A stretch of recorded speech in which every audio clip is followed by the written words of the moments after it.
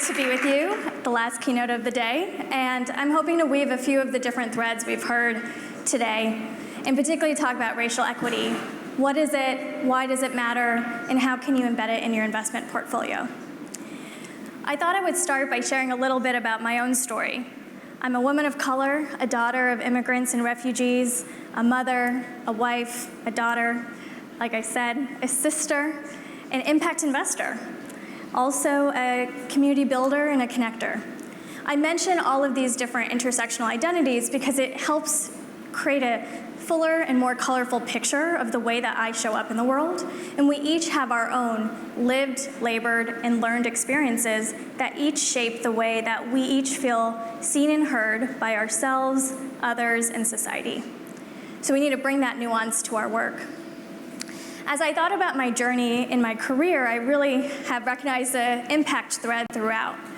I started actually quite young, starting this water nonprofit when I was 12, then worked on some campaigns, worked in government, and then found my way to the impact and sustainable investing space in about 2014. And it's been a great arc of a career, but really what happened for me was during the pandemic in the summer of 2020, I took a step back and tried to think about how I can actually have a more central focus for equity and justice in my work. So I quit my job and found a place that really aligns with those values. World Education Services, or WES, is a social enterprise, and that commitment really comes from the top, which matters. And so when I was thinking about how to think about starting an investment practice at WES, one of the first questions from a board member was, we want to do impact investing. What is impact investing? And so about 2.5 years ago, we started on this journey. We created a lot of shared definitions and understanding, including a definition for what is racial equity and how we can build that into the portfolio. So a pretty common definition for racial equity is that it's a process and an outcome. As a process, racial equity really shows up when you have the individuals that are most impacted by structural inequities involved in the solutions that impact their lives. As an outcome, racial equity means that you actually have race not be a determining factor for one's socioeconomic outcomes. So as we thought about embedding a racial equity lens and thinking about the investment landscape, we really realized, of course, that the opposite is what we see in the real world, right? We see racial inequity. And actually, the statistics are pretty clear. The Knight Foundation showed in 2021 that diverse-owned firms represent only 1.4% of the US assets under management. That's tens of trillions of dollars. In 2022, when you look at the venture capital industry, which represents about $250 billion, only 0.39% went to women of color business founders. Right, so we're talking about 1 to 2%. It's almost a rounding error. And when I think about this, I'm worried, frankly, that our industry is thinking about this from more of a scarcity mindset. And we need to shift the narrative to think much more in abundance. And think about that 99% and how we can actually untap that market opportunity. So going back to WES, how can we engage in this work? How can we embed a racial equity lens in our portfolio? That's where we started looking at embedding racial equity across who, what, and how we invest. So I'll talk about each of those different approaches and share some examples of how we've been doing impact investing. So in regards to the who, we really are looking to back proximate leaders who have proximity to the problems they're looking to solve. So this really looks like entrepreneurs and fund managers that have lived experience that are relevant to the problems they're looking to solve. And it often looks like underinvested in and overlooked fund managers and entrepreneurs that identify as women, people of color, and immigrants. It's not just important to have the intention, as we've discussed today, but it's actually important to create incentives. They matter. And so what we've done as a team is a couple things. One is that we've actually set a target for our grants and impact investing work to have 65% of the organizations that we support be led by women, people of color, and immigrants. And actually, the data from my team yesterday showed that to date, for impact investments, we've actually surpassed that to be 75% of the portfolio. So incentives matter. We've also actually built that into just the team culture, because that matters, right? You need to have a good in-house before you actually thinking externally. And so that's where we're looking at embedding racial equity in our commitment to impact in our team-wide goals and individual goals, so we're actually monitoring our own performance to these impact goals. So that's the who. Now thinking about the what. For WES as a mission of a global social enterprise, which is looking to help people work, learn, and thrive in new places, for our investment themes, that looks like investing in opportunity, wealth, power, and justice. So we've made about 25 investments over the last 2.5 years, and it's really exciting to see the portfolio build out. So far, when we look at the portfolio, particularly in the wealth theme, I would be happy to share an example of how we're trying to bring a racial equity lens to think about addressing the widening racial wealth gap. So when you think about the racial wealth gap, and our team started building out an investment thesis for this, we actually started thinking about how historically have people been able to build wealth in the world. And then it becomes pretty simple. It's owning assets that are accrue in value. Whether it's owning your own home or your own business, real estate, it's asset ownership.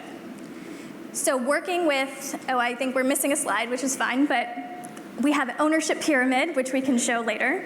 But basically, we have this idea of an ownership pyramid that we are actually publishing pretty soon in SSIR with the Gary team, Gary Community Ventures.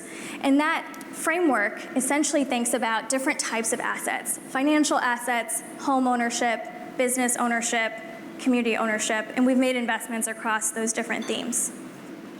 There's a final other example I want to share, particularly with home ownership, which is a pretty common way for people to build wealth in the world.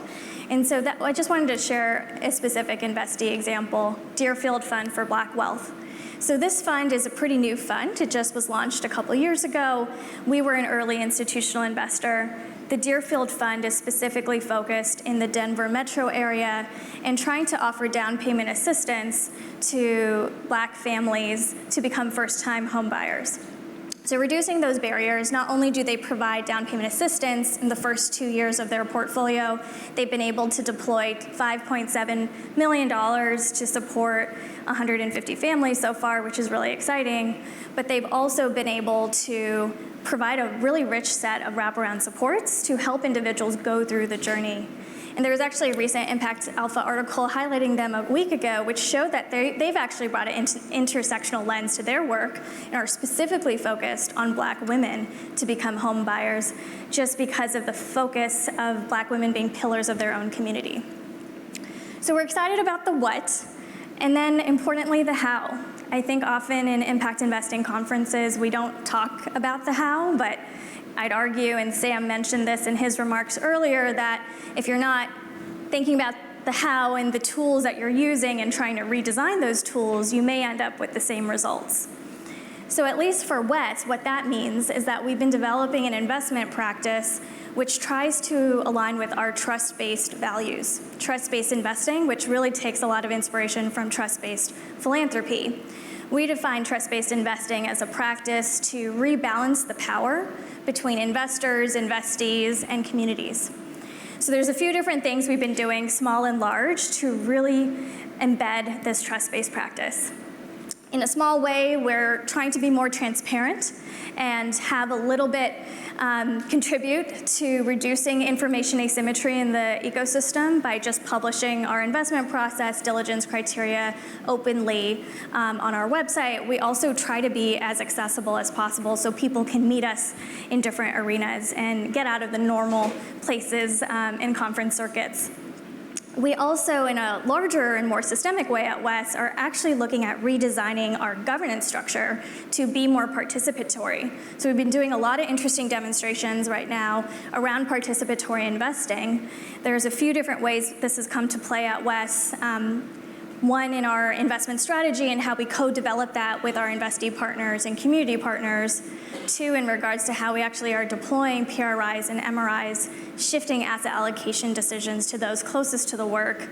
And then finally, through the co-development of an investment policy statement we're bringing to the board, where we're actually having input and some checks and balances and accountability from our investee partners to inform that strategy. So we're excited to continue that work. We've also been doing a lot in the field to really build the industry and knowledge of participatory investing. We launched a toolkit with the Common Future team a few months ago. If folks are interested, that essentially offers a roadmap on how you can get started. And speaking of getting started, I would recommend you start with any small step that you can. You know, I think when I think about the time that we're living in right now and the work that we've been doing to date at WES, it's more important than ever for us to remain steadfast in our commitment to racial equity. Historically, when the status quo is challenged, when power dynamics are questioned, forces at play notice and they fight back. And that's what we've been seeing with some recent lawsuits to the Fearless Fund, to Hello Alice a couple weeks ago, and we'll probably see more. And I think what is so important is for us to take that as a signal that we're doing something right and we need to double down. And so that's what we're doing at WES. We're really trying to actually activate the full corpus. We have a November board meeting come up to propose 100% mission alignment across our portfolio, and that also means alignment to racial equity across our portfolio. So for you, I would recommend you also start with small steps. Try to bring up racial equity at a future investment committee meeting. Try to ask the question, who leads and owns the asset management firms that you invest in? Try to tap that 99%. And also think about the who, the what, and the how of how you invest, and try to think about how you can bring the lens of racial equity to that work. So with that, I hope you join me on this journey. We're just getting started at WES, and I think together we can really shift where capital flows and reimagine the purpose of capital. Thanks so much.